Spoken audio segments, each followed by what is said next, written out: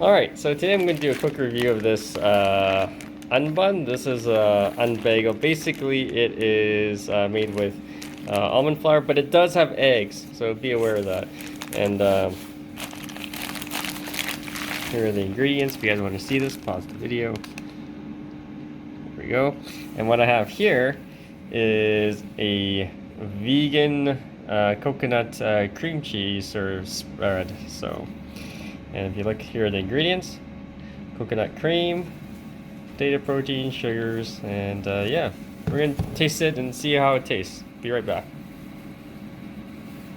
Alright, so here is the bagel. It's not pre-cut for you, just want to let you know. And then this is the coconut cream here, and yeah, so let's do a quick taste test here.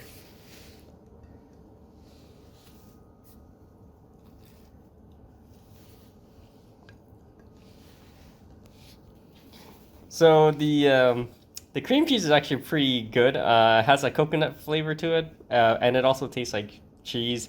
And the bagel is it tastes like it's like bread, not like a like a bagel where it would be a little bit more dense. So, all right, guys, if you have any questions, comments, post below, subscribe to the channel.